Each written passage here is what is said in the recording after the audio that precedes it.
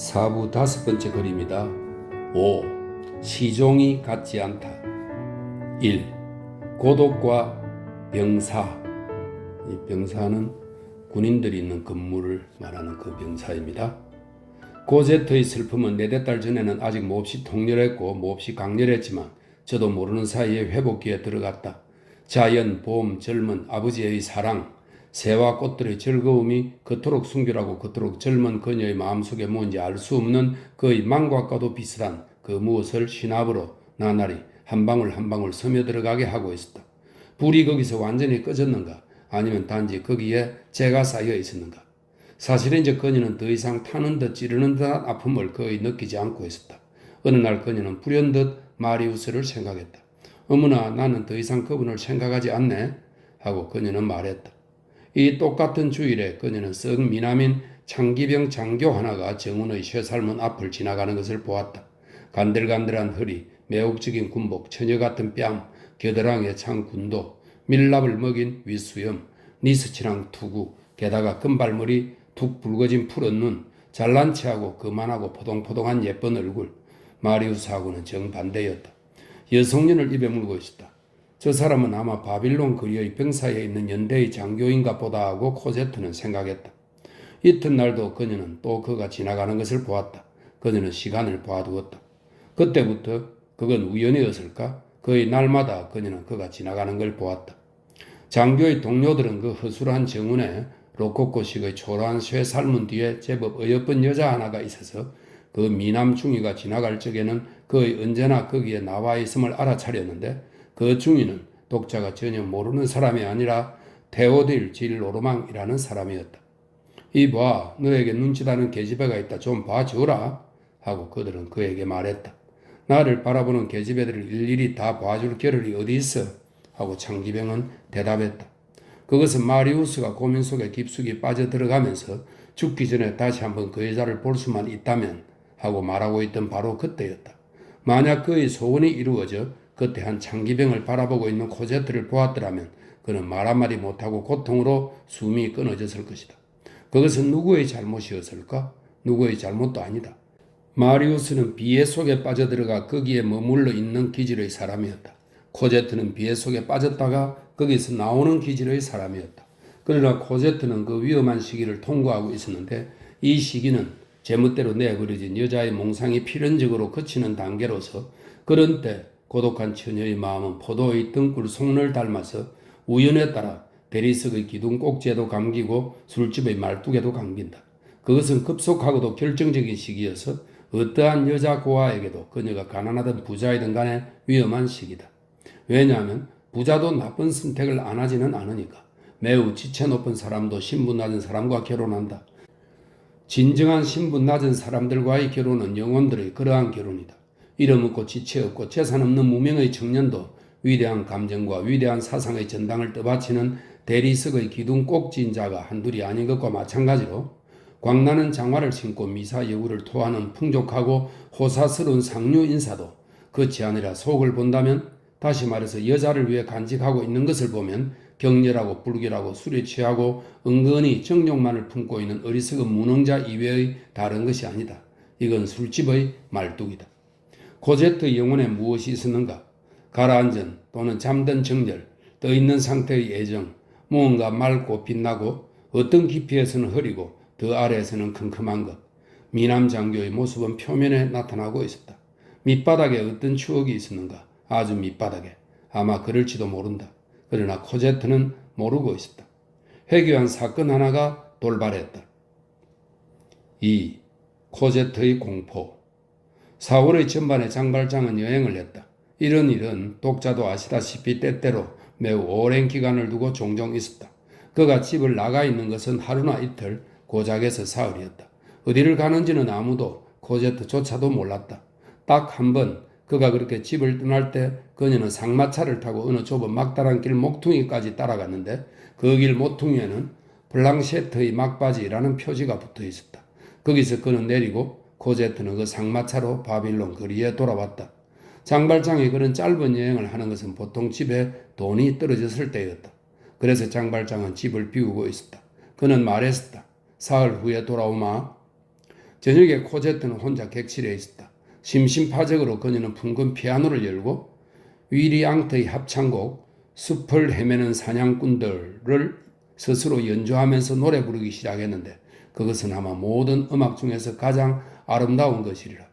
다 끝났을 때 그녀는 생각에 잠겨 있었다. 벼랑간 정원에서 사람 걷는 소리가 들리는 것 같았다. 아버지 일수는 없었다. 출타 중이었으니까. 투생 일수도 없었다. 자고 있었으니까. 밤 10시였다. 그녀는 닫혀있는 객실의 그 창가에 서서 거기에 귀를 꼭 붙였다. 그것은 사내의 발소리 같았고 매우 가만가만 듣고 있는 것 같았다. 그녀는 재빨리 2층 자기 방으로 올라가서 그 창에 뚫려있는 회전창을 열고 정문을 내다보았다. 보름달이었다. 정문은 나처럼 환히 보였다. 아무도 없었다. 그녀는 창문을 열었다. 정문은 쥐죽은 듯이 고요하고 거리를 둘러보아도 여느 때와 같이 개미 새끼 한 마리 얼씬거리지 않았다. 코제트는 자기가 착각했다고 생각했다. 그녀는 그 소리를 들은 것 같았었다. 그것은 외부의 그 음침하고 신묘한 합창곡으로 빚어진 환청이었는데 이 합창곡을 들으면 정신 앞에 유현한 경지가 열리고 눈앞에 어지러운 숲 같은 것이 진동하고 황혼에 어렴풋이 보이는 사냥꾼들의 불안한 발 아래 마른 나뭇가지들이 바시락거리는 소리가 거기서 들려온다. 그녀는 더 이상 그것을 생각하지 않았다. 그런데 코제트는 본래 겁이 많지 않았다. 그녀의 혈관 속에는 맨발로 돌아다니는 방랑자와 모험가의 피가 있었다. 독자는 기억하겠지만 그녀는 비둘기라기보다 오히려 종달새였다. 그녀의 봄바탕에는 야성미와 담대함이 있었다. 이튿날은 좀 더 일찍 어둑어둑해질 무렵 그녀는 정원을 소유하고 있었다. 부질없는 생각에 잠겨있는 동안에도 이따금 그녀에게서 그다지 멀지 않은 나무들 아래 어둠 속에서 누군가 걷고 있는 것 같은 전날 밤과 비슷한 소리가 꼭 들리는 것 같았으나 두 나뭇가지들끼리 서로 비비적거리는 소리는 풀 속을 걷는 발소리하고 아주 비슷하다고 생각하고 그녀는 그것에 주의하지 않았다. 뿐만 아니라 아무것도 보이지 않았다. 그녀는 가시덤불에서 나왔다. 거기서 돌 1000개까지 가려면 조그만 푸른 잔디밭 하나만 건너면 되었다. 그녀의 뒤에서 막 떠오른 달이 그녀가 숲에서 나올 때 앞에 있는 잔디밭에 그녀의 그림자를 던졌다. 코제트는 깜짝 놀라 걸음을 멈추었다. 그녀의 그림자 옆에 다른 유난히 끔찍하고 무시무시한 또 하나의 그림자를 둥근 모자를 쓰고 있는 하나의 그림자를 풀밭 위에 똑똑히 그려내고 있었다. 그것은 코제트의 뒤로 몇 걸음 떨어진 곳 숲풀 가장자리에 서 있는 사람의 그림자 같았다. 그 여자는 한참 동안 말도 못하고 고함도 못 지르고 사람도 못 부르고 움직이지도 못하고 고개도 못 돌리고 있었다. 이윽고 그녀는 용기를 다하여 과감히 돌아보았다. 아무도 없었다. 그녀는 땅바닥을 내려다보았다. 그림자는 사라져버렸다. 그녀는 뜸불 속으로 되돌아가 대담하게도 샅샅이 뒤져보고 쇠살문까지 가보았으나 아무것도 발견하지 못했다. 그녀는 정말 몸이 오싹해짐을 느꼈다. 이것도 환각이었을까? 뭐 이틀이나 계속해서? 한 번이라면 또 몰라도 두 번이나 헛개비가? 특히 불안한 것은 그 그림자가 확실히 유령이 아니었다는 점이다. 유령들은 별로 둥근 모자를 쓰지 않는다. 이튿날 장발장이 돌아왔다. 코제트는 그에게 자기가 듣고 보았고 믿었던 것을 이야기했다. 그는 자기를 안심시켜주고 어깨를 덜먹거리면서 너는 바보 같은 어린애로구나 라고 말해주기를 그녀는 기다렸다. 장발장은 걱정이 되었다. 아무것도 아닐 거다 하고 그는 그녀에게 말했다. 그는 핑계를 대고 코제트 곁을 떠나 정원으로 가는데 그녀는 그가 매우 유심히 쇠살문을 살펴보는 것을 보았다. 밤중에 그녀는 잠을 깼는데 이번에는 확실했다. 그녀의 창 아래 돌층계 바로 가까이에서 걷는 소리가 똑똑히 들렸다. 그녀는 회전창으로 달려가 그것을 열었다. 정원에는 과연 한 사나이가 손에 커다란 몽둥이를 들고 있었다. 그녀가 고함을 지르는 순간 달이 그 사나이의 옆모습을 비추었다. 그것은 아버지였다. 그녀는 다시 누우면서 생각했다. 아버지는 몹시 걱정하고 계시네. 장발장은 그날 밤과 그 후의 두 밤을 정원에서 보냈다. 코제트는 그 창 구멍으로 그를 보았다.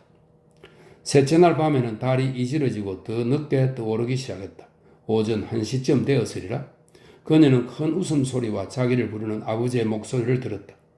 코제트! 그녀는 침대에서 뛰어내려 실내일을 걸치고 창문을 열었다. 아버지는 아래 잔디밭에 있었다. 너를 안심시키려고 깨웠다 하고 그는 말했다. 그 둥근 모자를 쓴 그림자가 여기 있다. 그러면서 그는 달빛이 잔디밭 위에 그려내고 있는 그림자 하나를 그녀에게 가리키고 있었는데 그것은 아닌 게 아니라 둥그런 모자를 쓰고 있는 사람의 유령을 꽤 잘 담고 있었다. 그것은 이웃집 지붕 위에 솟아있는 뚜껑 달린 함석 연통이 만들어낸 그림자였다. 코제트 역시 웃기 시작했다.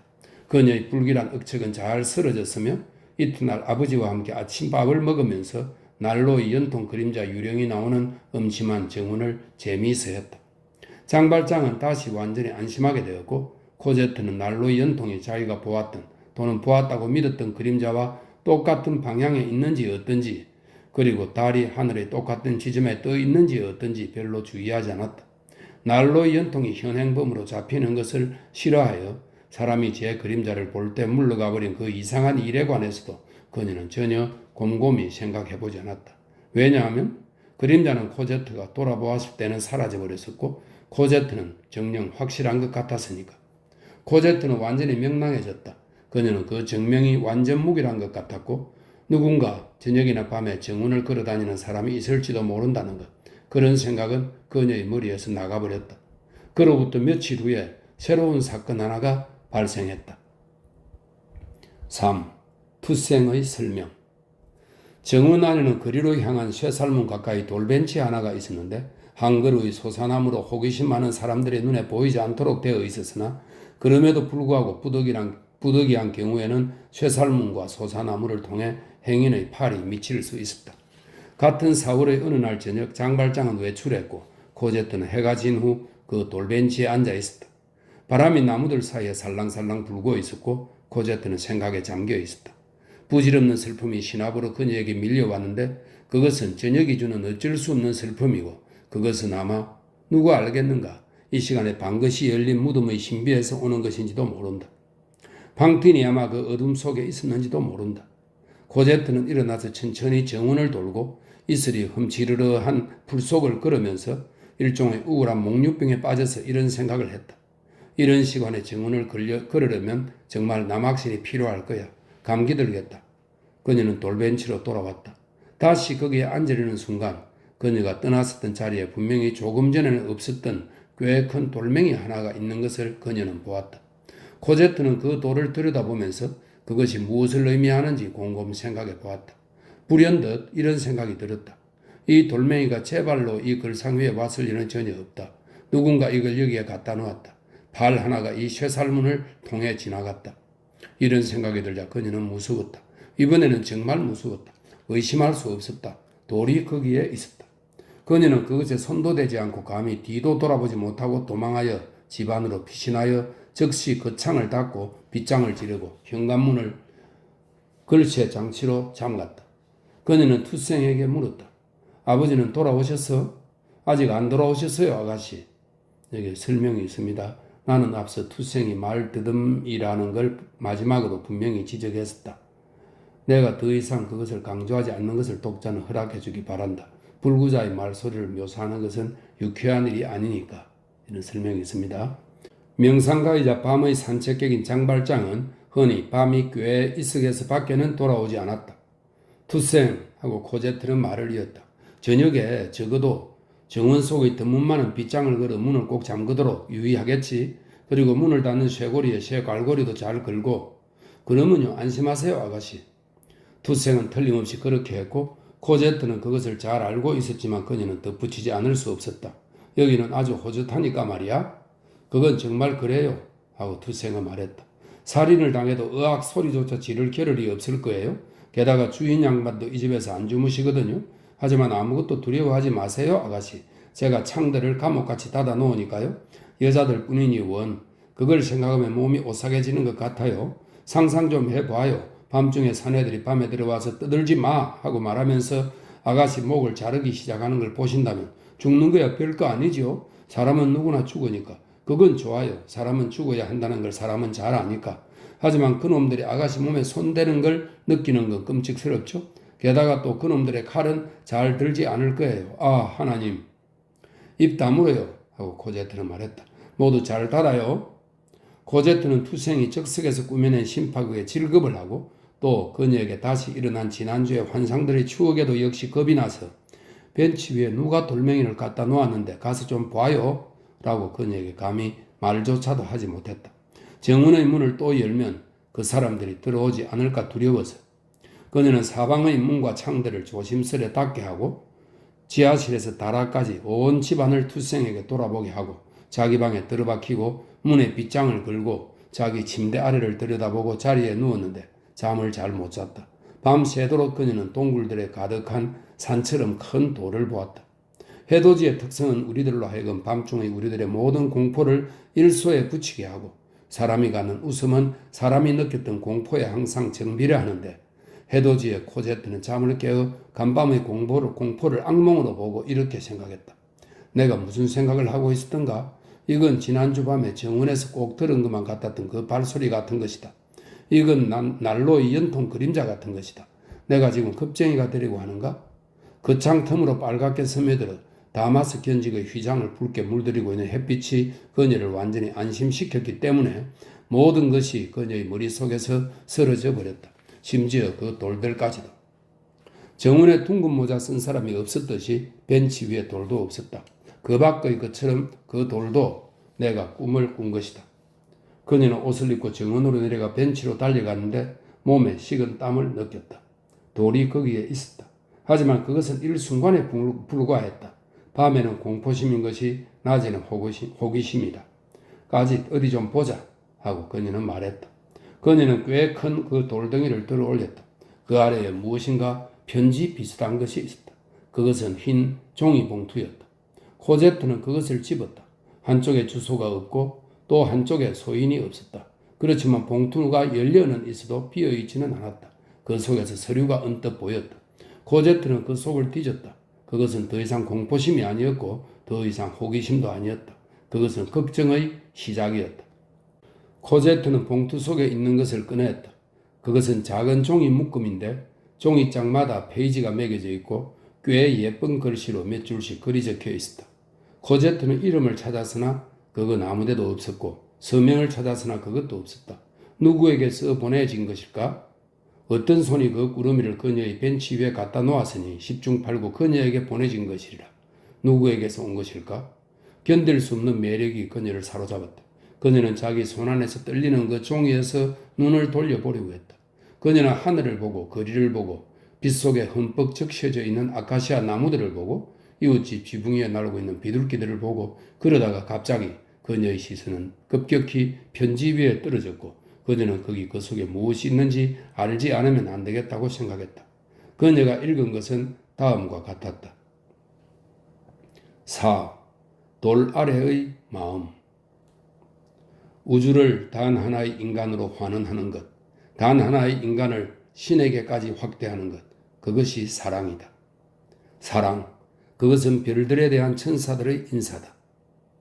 영혼이 사랑 때문에 슬플 때 그것은 얼마나 슬픈가. 저 혼자서 세상을 가득 채우는 인간의 부재는 얼마나 공허한가. 오, 사랑받는 인간이 신이 되는 것은 얼마나 진실한가. 사람들은 이해하리라. 만약에 만물의 아버지께서 분명히 영혼을 위하여 천지를 창조하지 않았고 사랑을 위하여 영혼을 창조하지 않았다면 신은 사랑받는 인간이 신이 되는 것을 질투하리라는 것을. 영혼이 꿈의 궁전에 들어가기 위해서는 연보라색 리본 달린 흰 크레이프 모자 아래 거기에 언뜻 보이는 미소만으로도 충분하다. 신은 만물 뒤에 있지만 만물은 신을 가리고 있다. 사물은 검고 인간은 불투명하다. 한 인간을 사랑하는 것, 그것은 그를 투명하게 합니다. 어떤 생각들은 기도다. 육신의 자세야 무엇이든 간에 영혼이 무릎 꿇고 있는 순간이 있다. 헤어져 있는 애인들은 오만 가지의 공상들로, 그렇지만 그들의 현실이 있는 공상들로 그 부재를 잇는다. 그들은 서로 만나보는 것이 금지되어 있지만 서로 편지를 주고받을 수 있다. 그들은 수많은 신비로운 교신 수단을 찾아낸다. 새들의 노래, 꽃들의 향기, 어린애들의 웃음소리, 햇빛, 바람의 한숨, 별빛, 모든 삼라만상을 그들은 서로 보낸다. 왜 그러지 못하는가? 신의 모든 창조물은 사랑에 봉사하기 위하여 만들어져 있다. 사랑은 저의 정가를 자연 전체에 맡기기에 충분할 만큼 강력하다. 오 봄이여, 너는 내가 그 여자에게 써보내는 나의 편지로다. 미래는 지보다도 훨씬 더 정의 것이다. 사랑하는 것, 이것이 영혼을 차지하고 가득 채울 수 있는 유일한 것이다. 무한에는 무궁무진한 것이 필요하다. 사랑은 영혼 자체를 닮았다. 그것은 영혼과 같은 성질의 것이다. 영혼처럼 그것은 성스러운 불꽃이요 영혼처럼 불가분 불멸의 것이다. 그것은 우리들 속에 있는 영원 불멸한 한 점의 불이어서 아무것도 그것을 제한할 수 없고 아무것도 그것을 끌 수 없다. 사람은 그것이 골수에까지 불타오름을 느끼고 그것이 구천에까지 빛남을 본다. 오 사랑이여, 열렬한 사랑이여, 서로 이해하는 두 정신들의 즐거움이여, 서로 주고받는 두 마음들의 즐거움이여, 서로 뒤섞이는 두 눈길들의 즐거움이여, 너는 나에게 오겠지, 행복이여. 호젓한 곳에서 둘이서의 산책, 오 축복받은 빛나는 날들이여, 나는 때때로 꿈꾸었도다. 천사의 생활에서 시간이 흘러내려 이성 사람들의 운명에도 이따금 섞여드는 것을. 시인이 서로 사랑하는 사람들의 행복에 덧붙일 수 있는 것은 그 끝없는 지속을 그들에게 주는 것밖에 아무것도 없다. 사랑의 생활 후에 사랑의 불멸성, 그것은 과연 하나의 증가다. 그러나 사랑이 이 세상에서부터 영혼에게 주는 말로 표현할 수 없는 지복을 그 강도 자체에서 증가시키는 것, 그것은 불가능하다. 신에게조차도 신은 하늘의 완전함이고 사랑은 인간의 완전함이다. 당신은 두 가지 이유에서 하나의 별을 본다.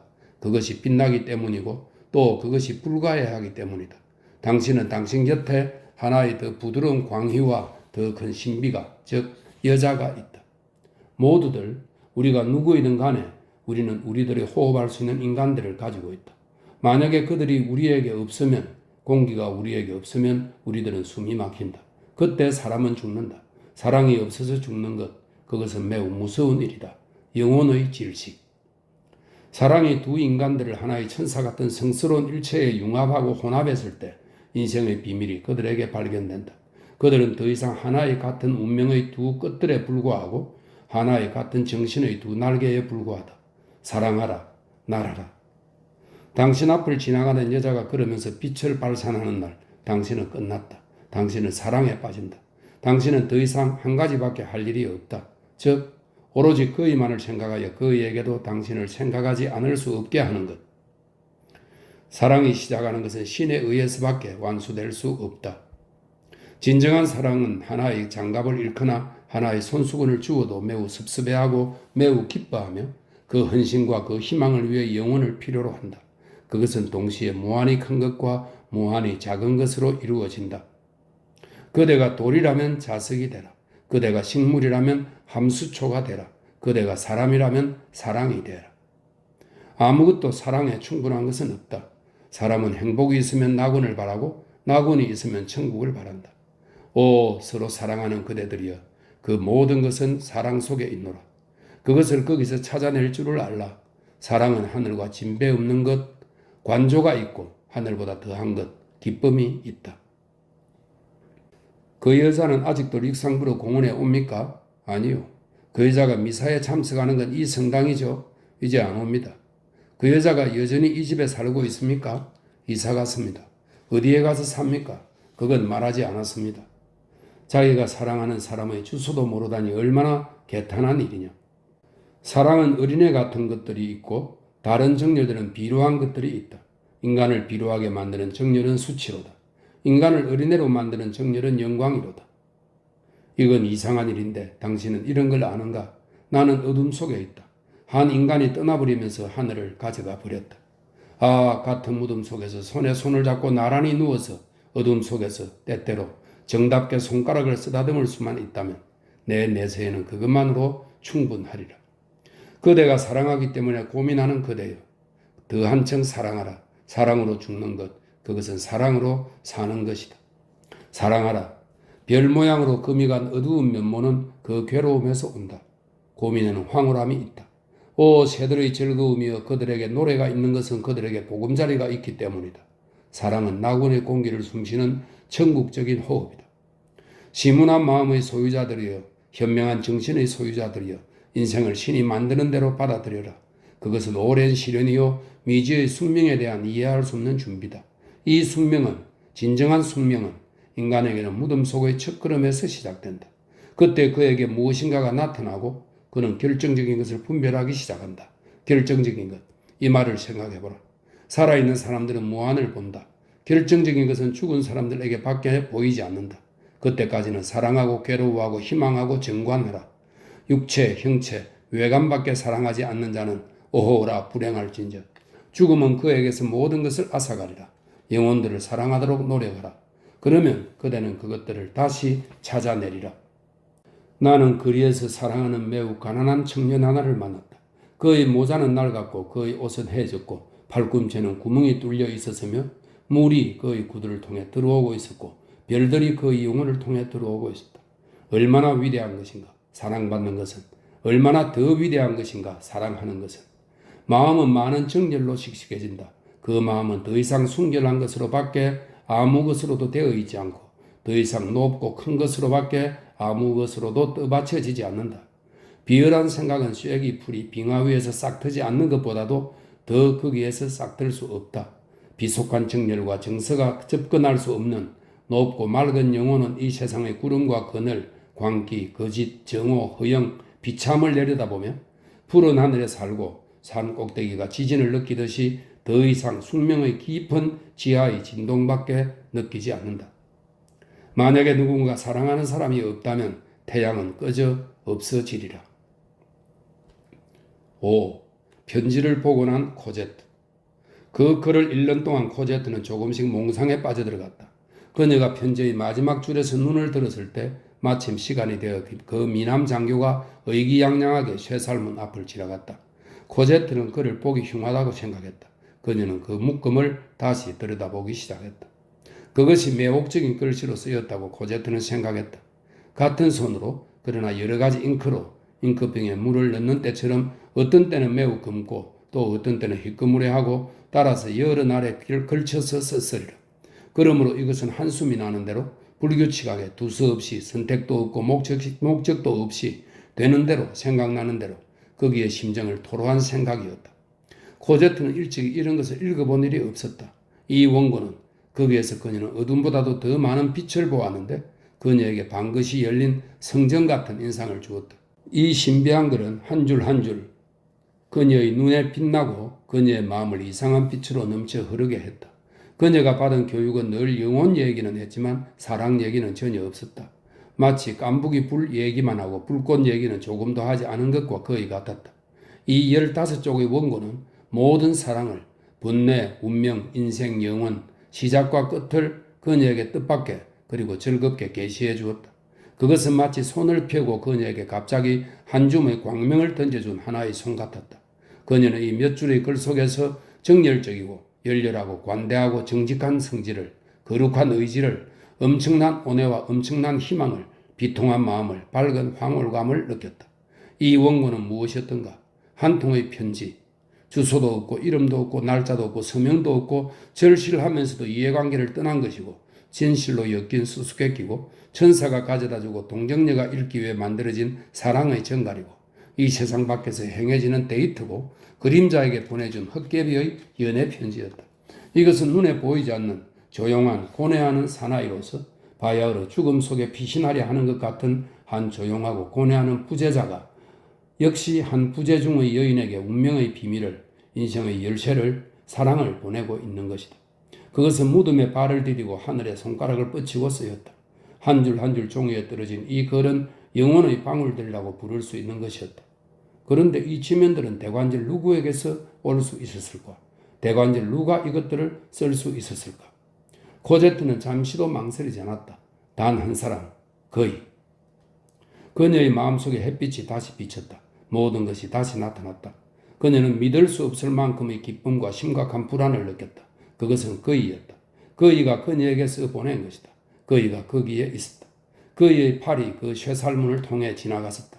그녀가 그를 잊어버리고 있는 동안 그는 다시 그녀를 찾아낸 것이다. 그러나 그녀는 그를 잊어버렸던가? 아니다. 천만에. 그녀는 경박하게도 한때 그렇다고 생각했다. 그녀는 항상 그를 사랑하고 있었다. 항상 열렬히 사랑하고 있었다. 불은 덮였고 한동안 속으로 탔으나 그녀는 이제 그 불을 잘 보고 있었고 불은 더 깊이 파 들어가기만 했는데 지금은 다시 폭발하여 그녀를 송두리째 태우고 있다.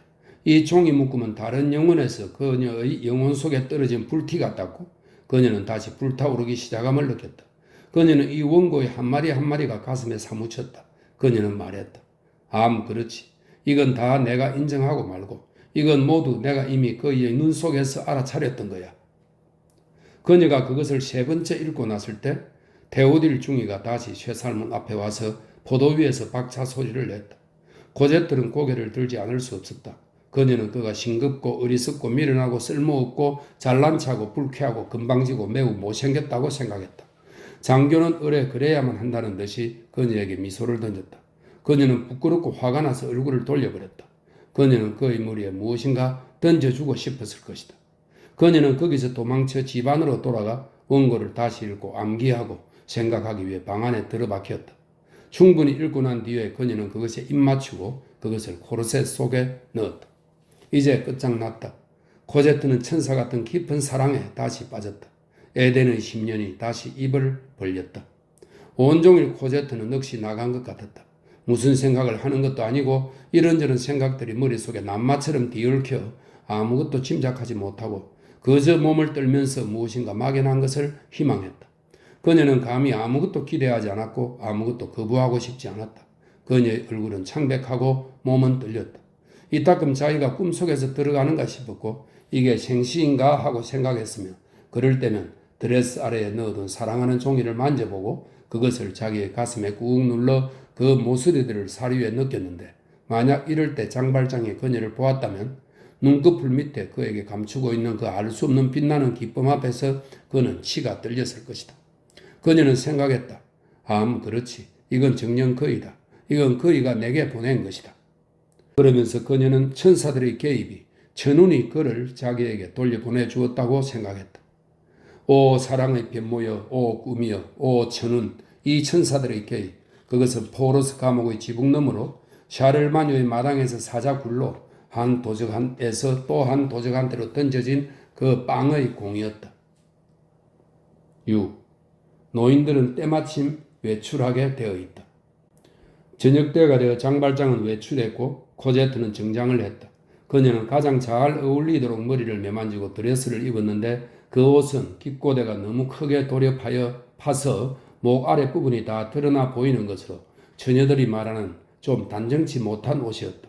그러나 그것은 추워도 단정치 못한 것이 아니라 무엇보다도 더 예뻤다. 그녀는 왜 그런지도 모르고 그렇게 몸차림을 했다. 그녀는 나가려고 했던가? 아니다.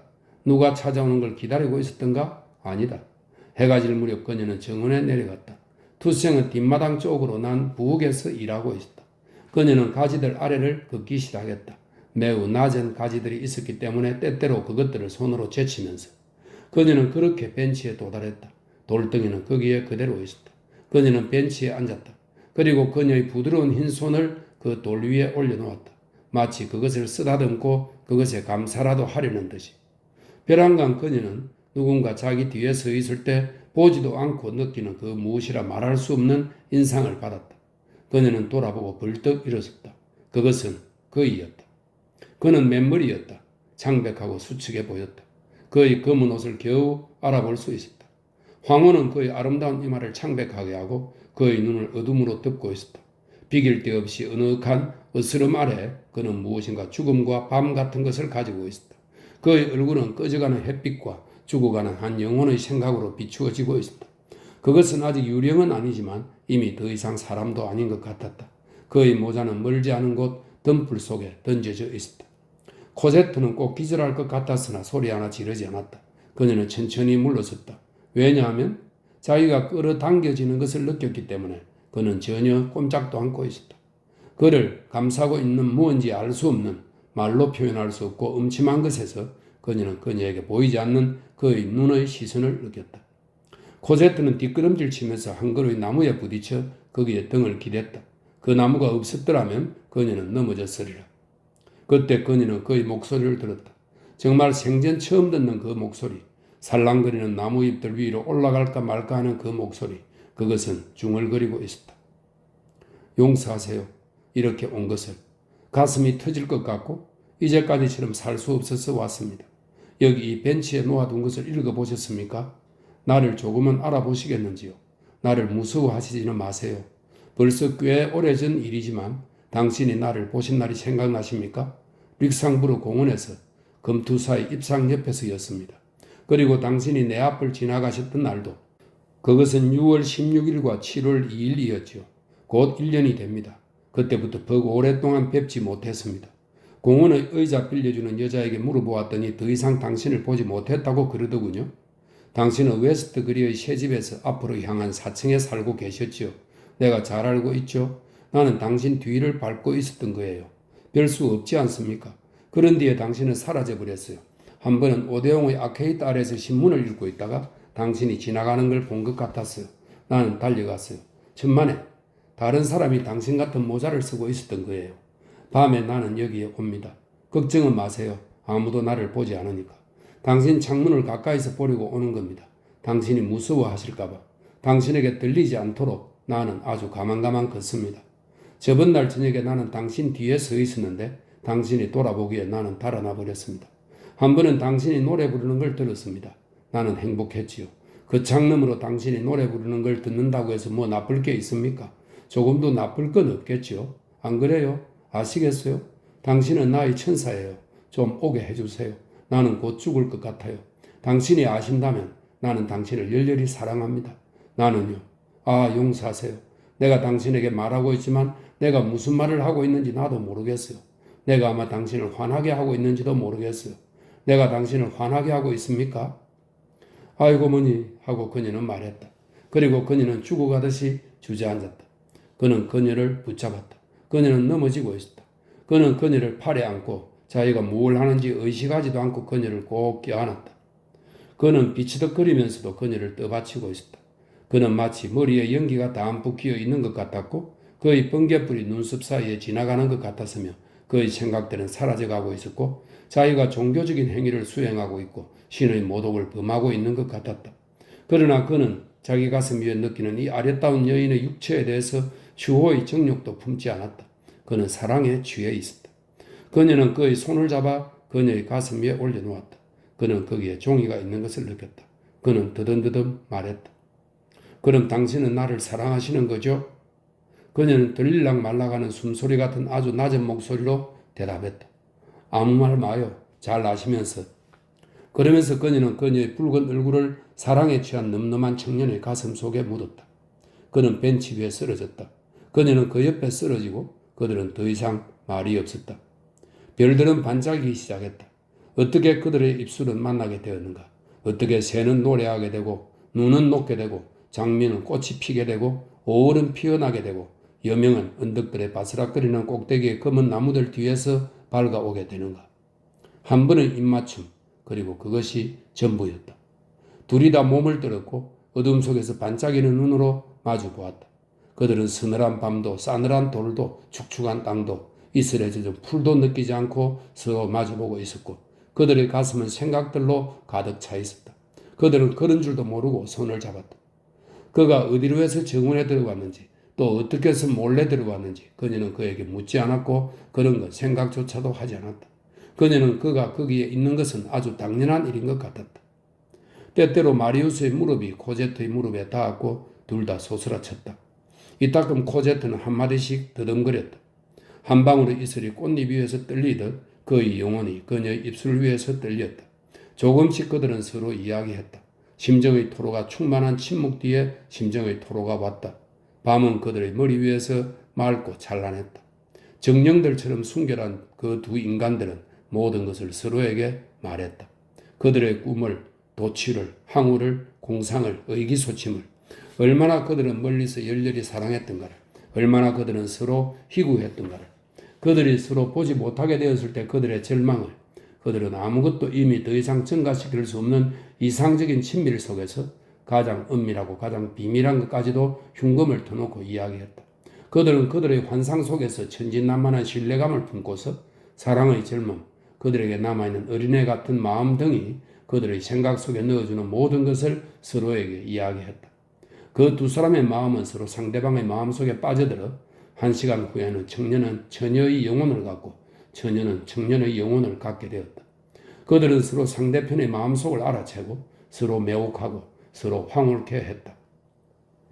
다 끝났을 때, 모든 것을 다 말했을 때 그녀는 그의 어깨에 머리를 올려놓고 물었다. 이름이 뭐예요? 내 이름은 마리우스. 당신 이름은? 하고 그는 말했다. 내 이름은 코제트.